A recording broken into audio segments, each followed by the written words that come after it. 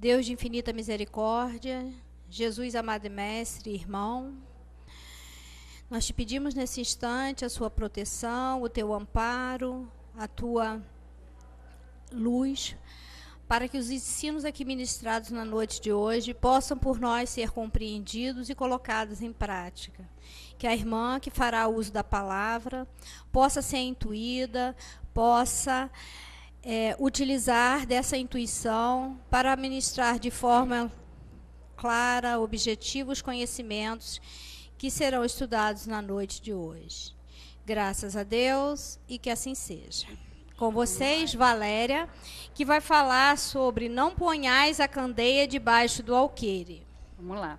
Boa noite a todos. Vamos, aproveitar mais essa oportunidade muito boa, que a gente tem de estar aqui reunido, de estudar a doutrina espírita, que nos auxilia, que nos situa aí, na nossa jornada aqui na Terra, E aí, como sempre, tanta coisa para a gente falar e a gente fica, nossa, vamos falar sobre o quê?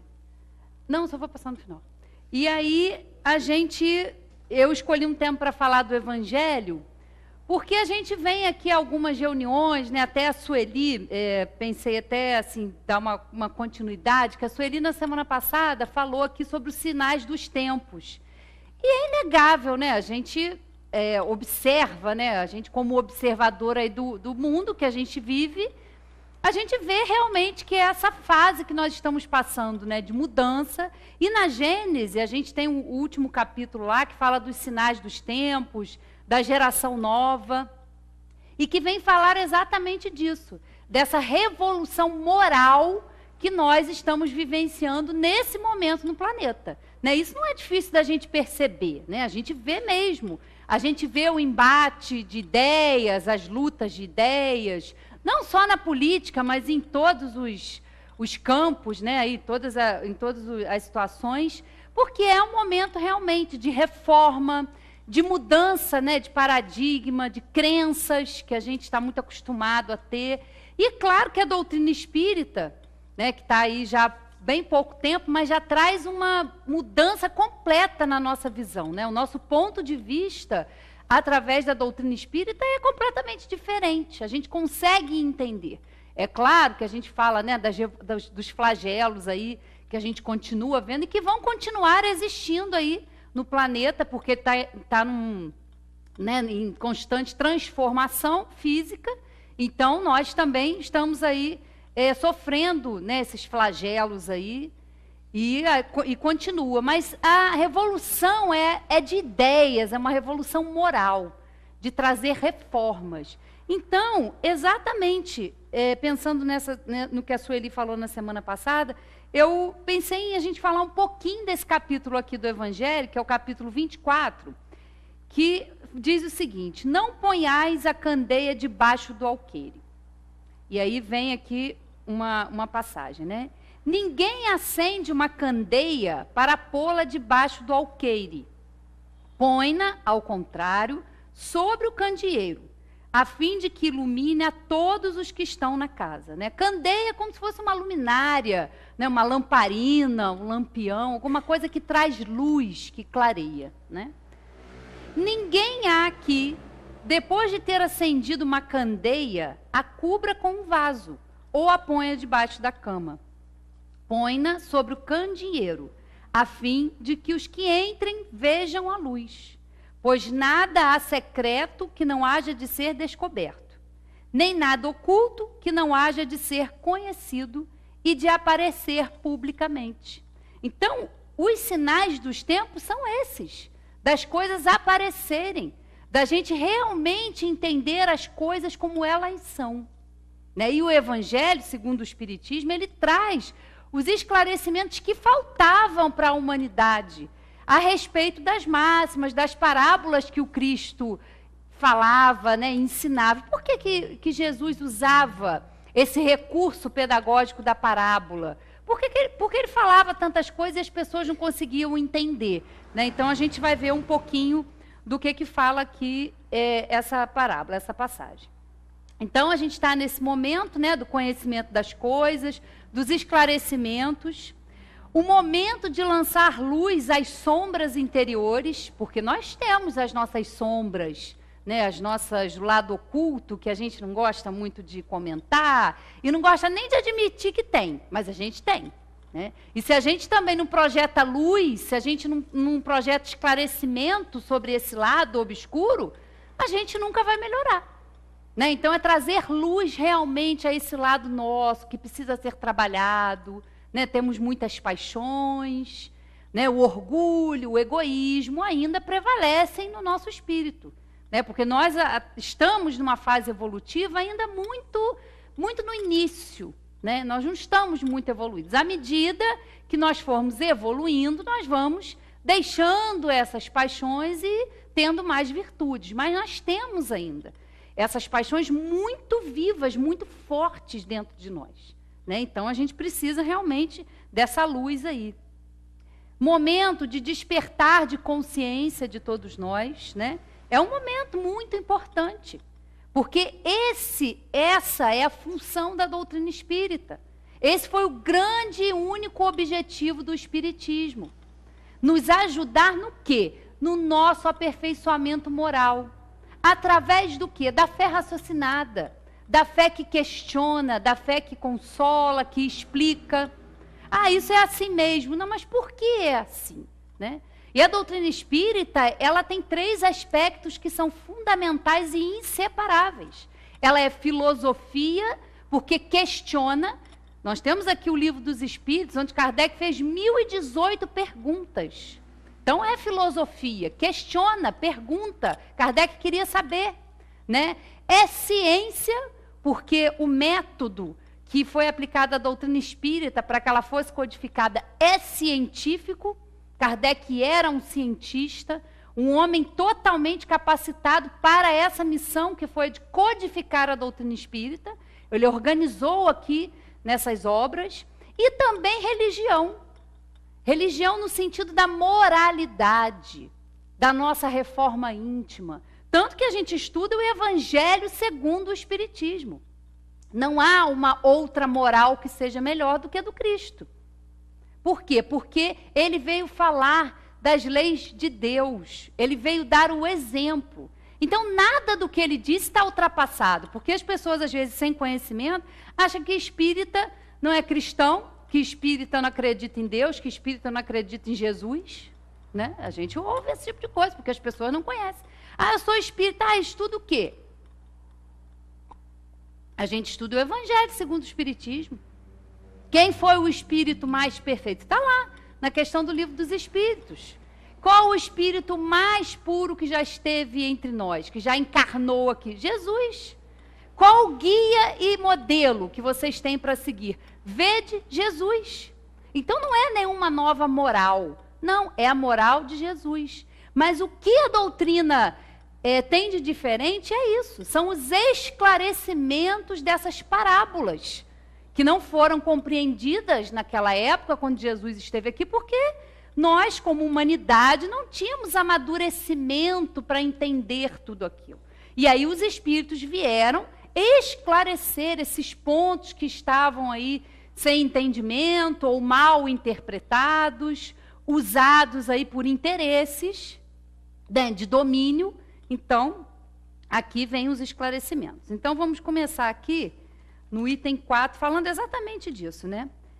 É de causar admiração, diga Jesus que a luz não deve ser colocada debaixo do alqueire, quando ele próprio, constantemente, oculta o sentido de suas palavras sobre o véu da alegoria, que nem todos podem compreender.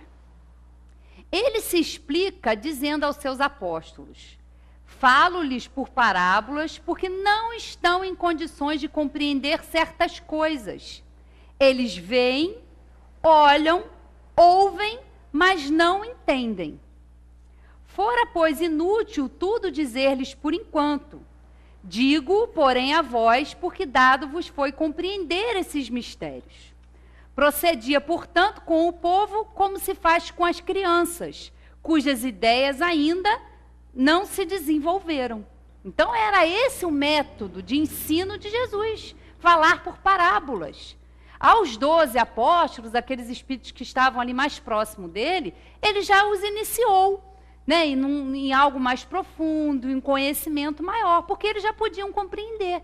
Mas as pessoas, o povo, né, em geral, não tinha essa capacidade de compreensão naquele momento. Então, no momento que Deus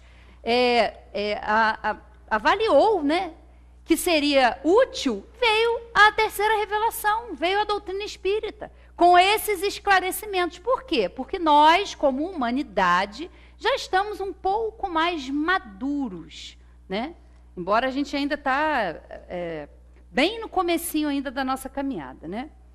Tal sentença não significa que se deva revelar inconsideradamente todas as coisas. Todo ensinamento deve ser proporcionado à inteligência daquele a quem se queira instruir. Porquanto, há pessoas a quem uma luz por demais viva deslumbraria sem as esclarecer. Então, à medida que nós, como humanidade, como espíritos, vamos evoluindo, nós vamos tendo essa capacidade maior de compreender as coisas. Não adianta a gente ainda, nesse estágio evolutivo, querer penetrar os desígnios aí da divindade, saber realmente certas coisas. Não é mistério, não há mistérios. O que acontece é que nós não temos essa maturidade espiritual, não temos um senso moral principalmente desenvolvido. Então não é mistério, é que nós ainda não temos esse amadurecimento nas nossas ideias para poder compreender.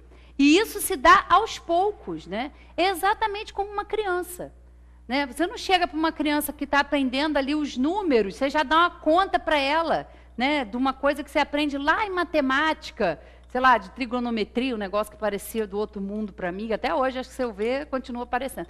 Então, não começa-se do básico, ensinando os números, as continhas mais simples. Não é assim na escola? A gente não começa, né, com as letras e depois forma palavras. E é gradativo, é a mesma coisa, né, é a mesma comparação que a gente pode fazer. Dá-se com os homens, em geral, o que se dá em particular com os indivíduos. As gerações têm sua infância, sua juventude, sua maturidade. Cada coisa tem de vir na época própria. A semente lançada à terra, fora da estação, não germina. Mas o que a prudência manda calar momentaneamente, cedo ou tarde será descoberto, porque chegados a certo grau de desenvolvimento, os homens procuram por si mesmos a luz viva, pesa-lhes a obscuridade. Tendo-lhes Deus outorgado a inteligência para compreenderem e se guiarem por entre as coisas da terra e do céu, eles tratam de raciocinar sobre a sua fé. Então, que não se deve pôr a candeia debaixo do alqueire, visto que sem a luz da razão desfalece a fé. Então, é um conhecimento gradativo, né? Nós falávamos aqui na última oportunidade que eu tive aqui, eu falei da reencarnação. Que a reencarnação ela é um processo divino, é um processo educativo. Se nós somos criados simples e ignorantes e temos como meta comum chegar à perfeição, como nós vamos fazer isso numa única existência? Se Deus é a inteligência suprema, a causa primária de todas as coisas, é claro que ele ia ter que criar um mecanismo para que a gente se desenvolvesse. E ele vai dando as oportunidades quantas forem necessárias, porque a cada encarnação nossa, a cada estada nossa na matéria, a gente se desenvolve mais um pouco. Se desenvolve em inteligência, se desenvolve em moral. Ou pelo menos a gente se esforça bastante, né? Porque a gente vem e às vezes para não cometer certas coisas, mas aquilo ainda tem raízes muito profundas, né, no nosso ser, no nosso espírito. Então a gente tem dificuldade, tem coisas que a gente tem que trabalhar muito e nem sempre vai conseguir, nem sempre não vai conseguir se livrar de todas as imperfeições numa única existência. Mas se a gente já está tendo essa oportunidade de buscar o Espiritismo, de buscar essa luz já temos, né, recursos aí à mão para promovermos esse trabalho em nós, esse exercício, né, essa disciplina de pensamentos, de ações, né, domar as nossas más tendências, que a gente sabe que também é um trabalho árduo, mas não é impossível. Se a gente já começar, já, né, melhor do que nada. Então vamos lá. Ó. Não podem existir mistérios absolutos. E Jesus está com a razão quando diz que nada há de secreto que não venha a ser conhecido. Tudo que se acha oculto será descoberto um dia. E o que o homem ainda não pode compreender, lhe será sucessivamente desvendado, em mundos mais adiantados, quando se houver purificado.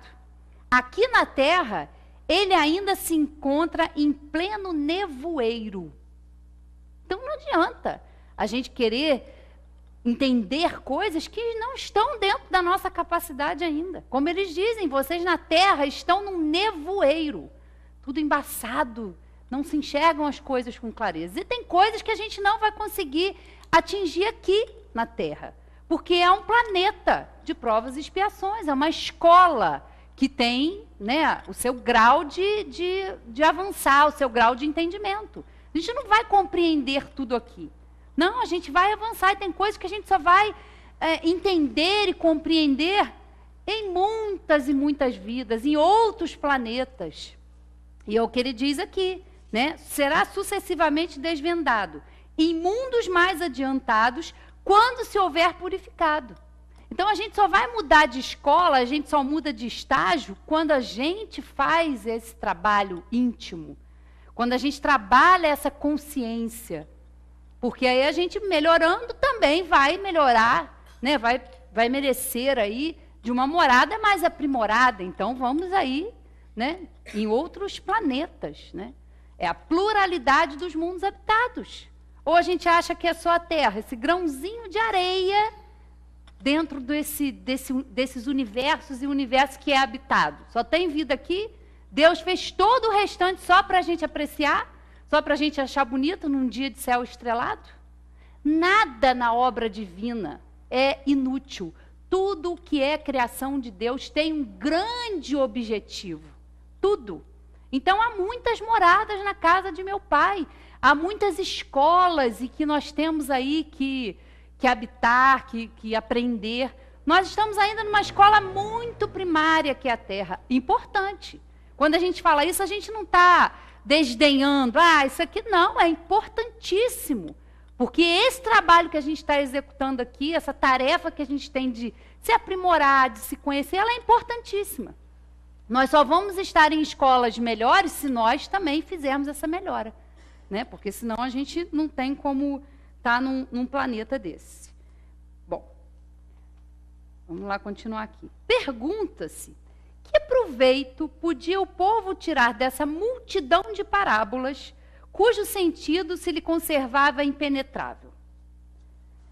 É de notar-se que Jesus somente se exprimiu por parábolas sobre as partes, de certo modo, abstratas da sua doutrina.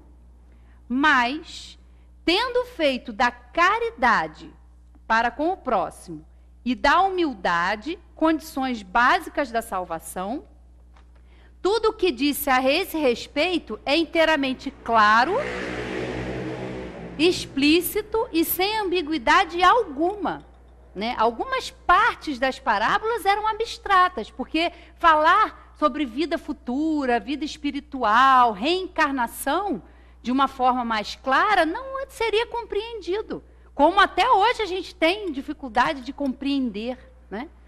Então, ele disse que a respeito, né, da caridade e da humildade não tinha nenhuma dificuldade, não tinha nenhuma coisa que não poderia ser compreendida. Nisso ele foi claro. Jesus foi explícito. Né? Fora da caridade não há salvação. Então, todos nós podemos exercitar a caridade, todos nós podemos nos exercitar na humildade. Isso não era compreensível, não. Esse ponto todos podiam compreender através desses ensinos dele. Aí não tinha nenhuma dificuldade, né? Assim devia ser, porque era regra de conduta, regra que todos tinham de compreender para poderem observá-la. Entretanto, mesmo com os apóstolos, conservou-se impreciso acerca de muitos pontos, cuja completa inteligência ficava reservada a ulteriores tempos.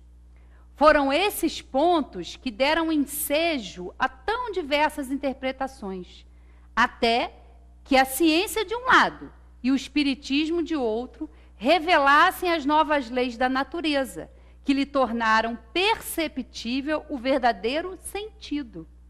Então a gente vê mesmo, né, que o espiritismo é a chave que faltava para a compreensão de muitas passagens de Jesus, de muitas passagens, porque ele falava, todo o ensino dele era voltado para a vida futura. Que vida era essa? A vida espiritual, a única verdadeira, que essa aqui não é a nossa vida verdadeira.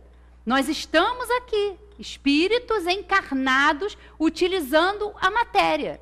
Mas essa não é a nossa verdadeira vida. A verdadeira vida é a vida espiritual. Então, todo o ensino de Jesus foi pautado nessa vida futura, na reencarnação. Mas nós não podíamos compreender isso naquela época. Então, veio a doutrina espírita para exatamente trazer essa chave que faz com que a nossa compreensão seja diferente. E aí, muitas dessas parábolas que foram mal interpretadas, agora têm o seu sentido verdadeiro refeito, né? E aí, continuando aqui, fala assim, ó, o Espiritismo hoje projeta luz sobre uma imensidade de pontos obscuros. Não a lança, porém, inconsideradamente. Com admirável prudência, se conduzem os espíritos ao darem suas instruções. Só gradual e sucessivamente consideraram as diversas partes já conhecidas da doutrina, deixando as outras partes para serem reveladas à medida que se for tornando oportuno fazê-las sair da obscuridade. Se a houvessem apresentado completa desde o primeiro momento, somente a reduzido número de pessoas se teria ela mostrado acessível. Houvera mesmo assustado as que não se achassem preparadas para recebê-la, do que resultaria ficar prejudicada a sua propagação. Se, pois, os espíritos ainda não dizem tudo ostensivamente, não é porque haja na doutrina mistérios em que só alguns privilegiados possam penetrar, nem porque eles coloquem a lâmpada debaixo do alqueire. É porque cada coisa tem de vir no momento oportuno. Eles dão a cada ideia tempo para amadurecer e propagar-se, antes que apresentem outra, e aos acontecimentos o de preparar a aceitação dessa outra. Então a gente vê que é exatamente o método que a gente aplica nas crianças, né? A cada idade se ensina uma coisa, uma continha, as letras, e nós também.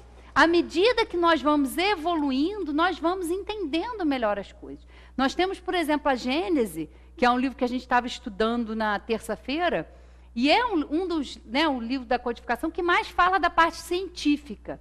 Só que na Gênese, a gente sempre alerta as pessoas quando vão estudar que são hipóteses, né? Porque as pessoas leem muitas coisas aqui na Gênese, isso é verdade. Não, os espíritos são muito cautelosos. Nós estamos aqui colocando hipóteses, possibilidades de explicar certos fenômenos.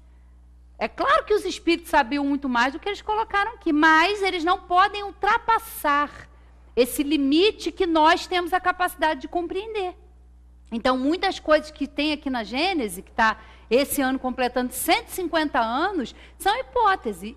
E tem muitas coisas ali que foram escritas e ditadas pelos espíritos que estão sendo comprovadas pela ciência hoje. Podem estar com nomes diferentes, alguma coisa diferente, mas está de acordo com o que os espíritos já falaram lá há 150 anos. mas eles não ultrapassam. Então, a gente tem que estudar, realmente é uma hipótese. A gente está estudando na terça-feira sobre inteligência e instinto. Então, está lá, várias hipóteses para explicar ou para dizer o que seja o instinto, qual a causa do instinto, de onde vem o instinto. Então, eles vão apresentar ali com muito cuidado, com muita cautela, porque isso é característica de espírito superior, né? Espírito inferior, zombeteiro, que não tem compromisso com nada, sai dizendo qualquer coisa e vai falando, e muitas pessoas aceitam como realidade, né? Então, é devagar, né? Então, a gente não deve ter pressa, né? Porque eu falo que esse conhecimento aqui é para muitas vidas. Agora é só a gente está tendo contato, está estudando, está tentando compreender, mas isso só vai ser realmente, às vezes, muitas coisas que a gente estuda, só vai, né, se efetivar de fato no nosso espírito em muitas encarnações para frente, né? Não tenhamos pressa. Para que pressa, né? Somos eternos, imortais, indestrutíveis. O corpo se destrói, mas o espírito não, né? Então não tenhamos ansiedade, porque o mal do século é a ansiedade, né? Então a gente quer ter ansiedade até para entender tudo, começar a estudar o que é Deus, mas o que é? Eu quero entender. Calma, nós não temos ainda esses elementos no nosso espírito para entender isso com profundidade. Um dia teremos, hoje ainda não, né? E aí, seguindo aqui, no item 10, onde Jesus fala, não vades ter com os gentios. Essas palavras podem também aplicar-se aos adeptos e aos disseminadores do espiritismo. Os incrédulos sistemáticos, os zombadores obstinados, os adversários interessados, são para eles os que eram gentios para os apóstolos. Que, pois, a exemplo destes, procurem primeiramente fazer prosélitos entre os de boa vontade, entre os que desejam luz. Nem todo mundo quer saber das coisas. E a gente fala, mas como é que pode? Cada um tem livre-arbítrio. Nem todo mundo quer se aprofundar nessas questões. É muito comum, a gente fala, eu não tenho tempo para isso. Eu não quero saber disso, isso não me interessa. Tudo bem.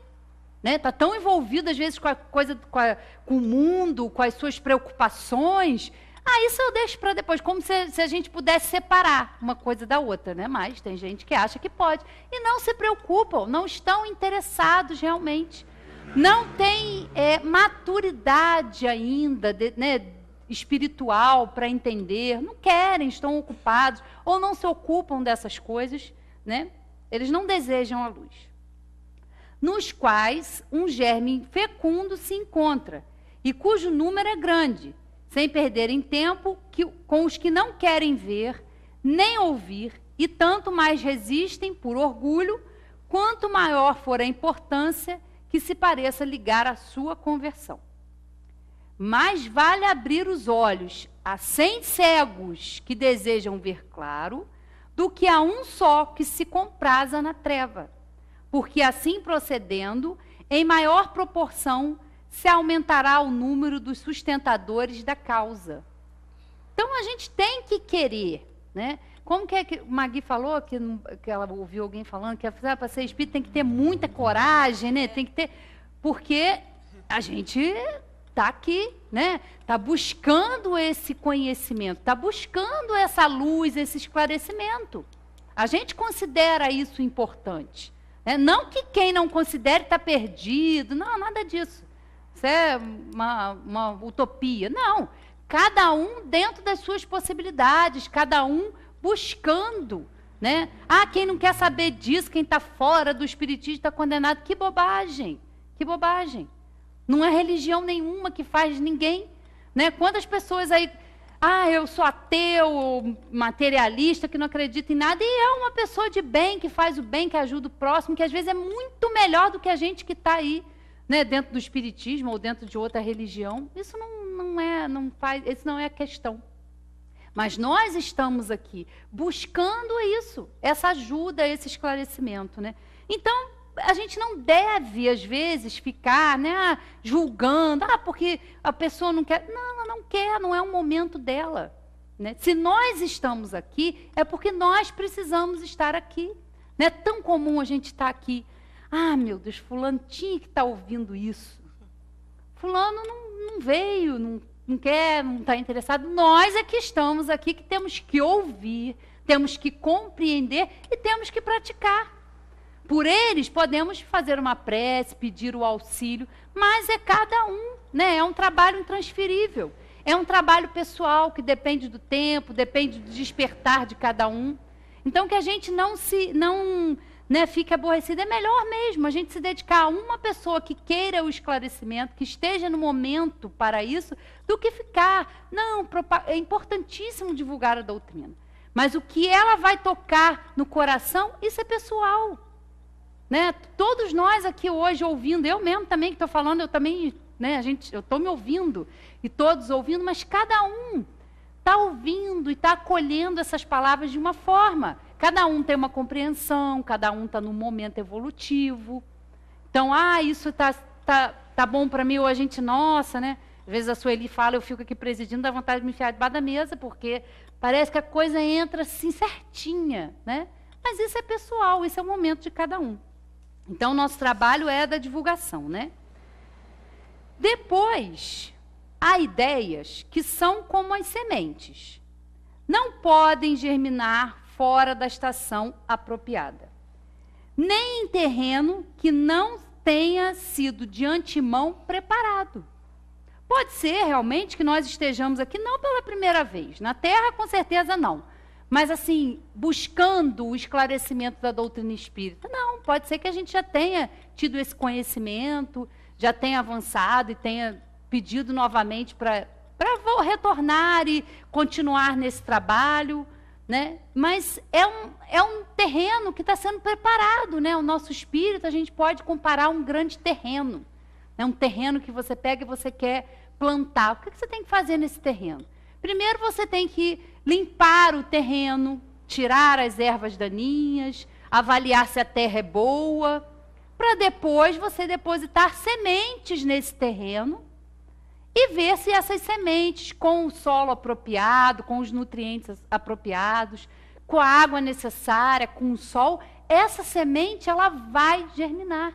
Então pode ser que nessa encarnação a gente esteja conhecendo a doutrina espírita, preparando o nosso terreno íntimo para que essas sementes, para que essas máximas do Evangelho floresçam não nessa vida, não nessa encarnação, mas numa próxima ou nas próximas. É um trabalho contínuo do nosso espírito. Né? A gente está trabalhando aqui pela nossa reforma encarnado. Quando a gente desencarnar, também vai continuar exercendo a atividade do autoconhecimento do trabalho. Morreu, descansou. Não tem descanso. Tem descanso. O espírito pode passar um períodozinho ali para se readaptar, mas vamos continuar trabalhando. A lei do trabalho é lei divina. Pode não ser um trabalho, né, material, porque nós não vamos ter corpos, mas vamos continuar trabalhando pelo desenvolvimento, pelo aprendizado, pelo aperfeiçoamento do nosso espírito. Nós não vamos nos desvencilhar de nós mesmos, né?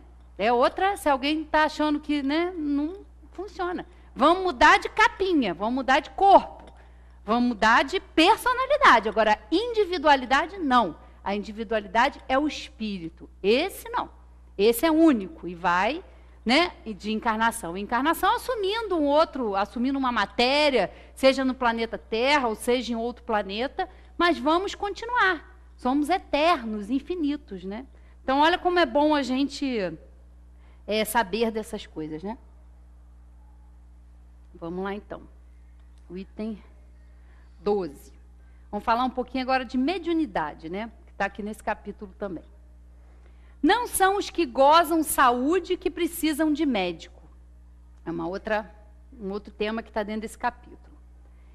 Essas palavras, como tantas outras, encontram no Espiritismo a aplicação que lhes cabe.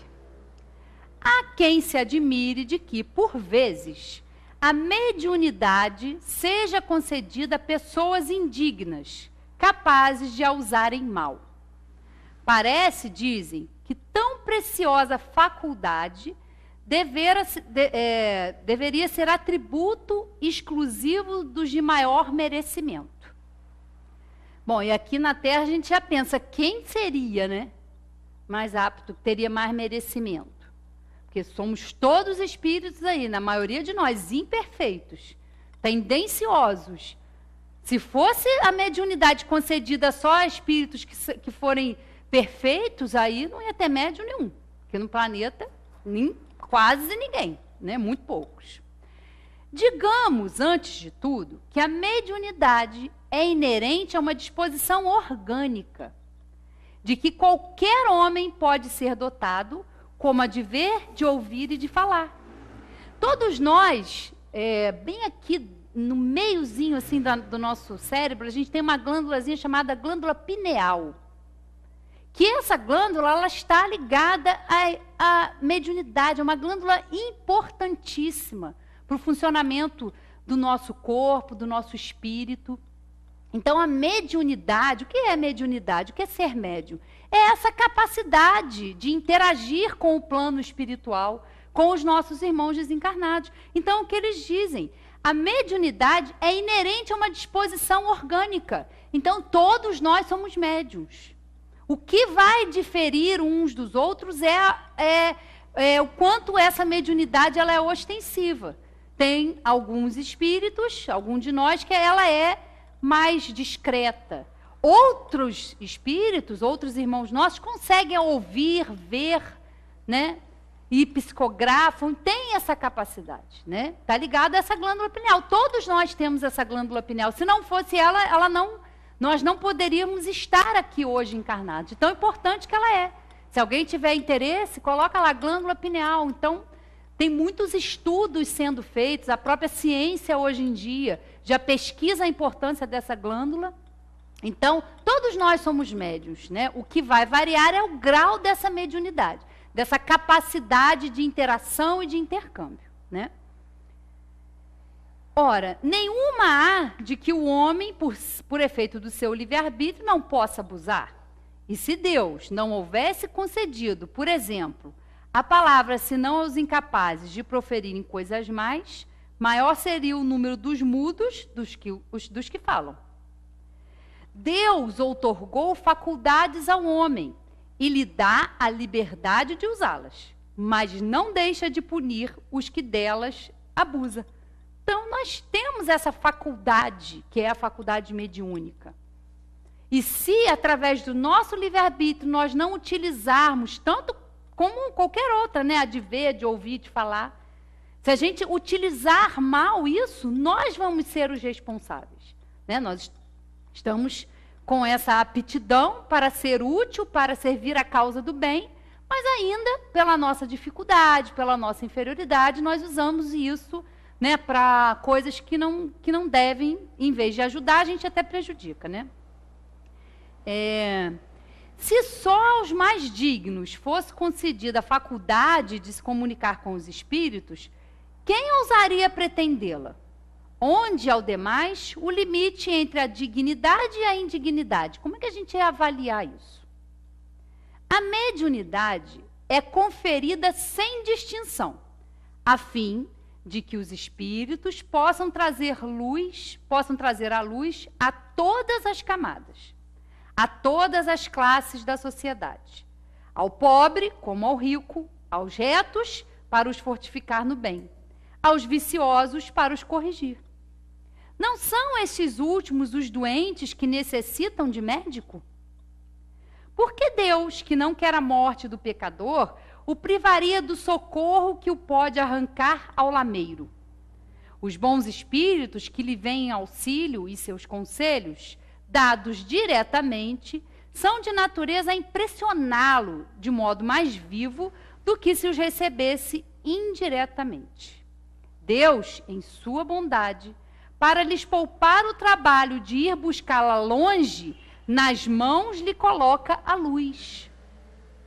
Não será ele bem mais culpado se não a quiser ver? Então não tem distinção, somos todos médiuns. Porque todos nós temos essa capacidade de interagir, principalmente com os espíritos que estão mais próximos de nós, que tem a mesma sintonia dos nossos pensamentos, dos nossos sentimentos. Né? É através dessa possibilidade de comunicação que a gente pode pedir auxílio ao nosso espírito guardião, ao nosso espírito protetor, ao nosso anjo da guarda, não importa o nome. É através desse intercâmbio, dessa via de comunicação que a gente se fortalece. Então está nas nossas mãos. A gente brinca que no centro mediunidade não é cartão de crédito, não é cartão de... Não, como é que a gente fala? De crédito, é de débito. Né? Porque a gente acha, mediunidade, né? É maravilhoso. Mas é um instrumento importante. Mas se a gente não souber usar, aí nós vamos sofrer as consequências. Porque está sendo dado para quê? Se Deus nos deu, é para que a gente aprenda a usar da melhor maneira possível, que a gente aprenda a auxiliar o nosso irmão. Então não é crédito, não é merecimento, é débito, é compromisso que nós temos. Porque já tivemos, ou usamos mal, ou está em nossas mãos, quando a gente está ali trabalhando, quando a gente escuta, né, uma mensagem, está ali nas nossas mãos. O Espírito às vezes está falando com a gente, para nos auxiliar. Então não tem distinção se é pobre, se é rico, se é negro, se é branco, não. Todos têm mediunidade, todos têm essas capacidades, né? Deus, em sua bondade, para lhe poupar o trabalho de ir buscá-la longe, nas mãos lhe coloca a luz. Não será ele bem mais culpado se não a quiser ver? Poderá desculpar-se com sua ignorância, quando ele mesmo age escrito com suas mãos, visto com seus próprios olhos, ouvido com seus próprios ouvidos e pronunciado com a própria boca a sua condenação? Se não aproveitar, será então punido pela perda ou pela perversão da faculdade que lhe fora outorgada, e da qual, nesse caso, se aproveitam os maus espíritos para o obsediarem e enganarem, sem prejuízo das aflições reais com que Deus castiga os servidores indignos, e os corações que o orgulho e o egoísmo endureceram. Então, a gente fala que a mediunidade, ela precisa ser educada. O que é educação mediúnica? É exatamente isso. O médium, que trabalha de uma forma mais ostensiva, uma reunião mediúnica, precisa estudar, precisa vigiar seus pensamentos, precisa aprender a conhecer as suas más tendências. É muito importante. E não é na quarta-feira, que aqui na nossa casa é na quarta-feira, né, de 7h30 às 9h. Não é só esse período que a gente é médium, não, é médium 24 horas. Em casa, no ambiente de trabalho. Então, se a gente não se propõe a essa educação desse intercâmbio, nós vamos ficar aí perdidos, com uma sintonia que não é boa, e aí os nossos irmãos desencarnados, que também sintonizam conosco, que nos querem mal, vão se aproximar de nós. E aí, o que fazer? E aí a gente vê os casos de obsessão, de subjugação, né? Essas situações que nós aqui, pela nossa invigilância, pelo mau uso dessa faculdade, vamos abrindo essa sintonia e essas portas. Então é muito importante conhecer a doutrina, conhecer como se dá esse processo, como se dá esse mecanismo, porque a gente vai estar aí na vida, né, lidando com as pessoas, lidando com as situações que nos angustiam, que nos afligem, e que a gente precisa saber, a gente precisa de equilíbrio. Então é um trabalho maravilhoso, mas é um trabalho que requer também educação, mudança de hábitos, mudança de transformação, né? Mudança de crenças, de pensamentos. Né? Então, é muito importante.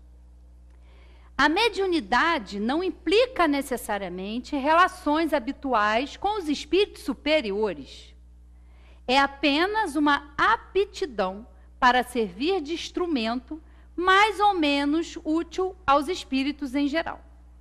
O bom médium, pois, não é aquele que comunica facilmente, mas aquele que é simpático aos bons espíritos, e somente deles tem assistência.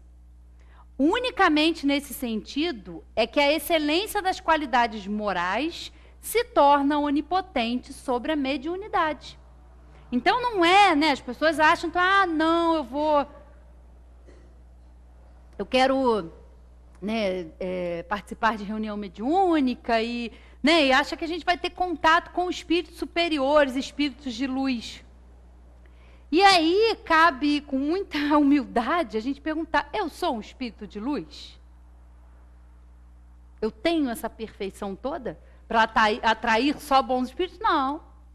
Eu sou um espírito também imperfeito, limitado, vaidoso, orgulhoso. Então, claro, num planeta como o nosso, no orbe em torno da Terra, que espíritos estão aqui? Espíritos inferiores, como nós. Ou ainda um pouco mais materializados, ainda com um pouco mais de dificuldade. Então, a mediunidade, ela é só isso aí, é uma aptidão para a gente se comunicar. E para quê? Para a gente escrever ou receber recado de parente? Não. É para a gente auxiliar a esses irmãos que desencarnam e que precisam falar dos seus sentimentos, que precisam desse contato com a matéria, desse choque fluídico, como a gente fala. Para quê? Para compreender a sua situação. Porque a gente acha, se espanta, mas há muitos espíritos que desencarnam, que nunca se questionaram, nunca se perguntaram, e que desencarnam e ficam totalmente desorientados. Olha, eu voltei lá para minha casa, mas ninguém me ouve.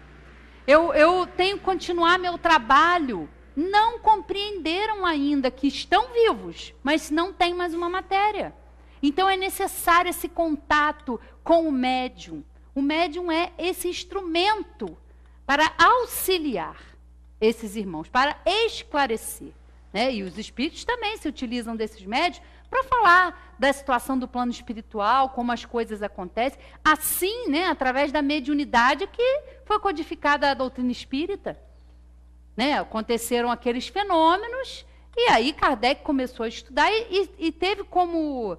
Kardec não era médium, então assim, ele não recebia nenhuma orientação dessa aqui por ele não era médium. Kardec coordenou, então tinham vários médiuns que estavam ali, nesse intercâmbio com a espiritualidade, respondendo a esses questionamentos que foram feitos a eles, através de médiuns. Então olha que importante isso. Mas tem uma missão, né, muito especial, que merece realmente cuidado, dedicação, estudo. Porque se a gente não faz isso de uma forma adequada, a gente vai educar e desenvolver obsessão, né, como diz a Valsari. Então, assim, a gente tem que, né, trabalhar aí pela nossa sintonia. E aí, temos aqui um outro item que vai falar sobre a coragem da fé, né? Para ter fé tem que ter coragem, né? E aí o que eles vêm nos dizer aqui, ó?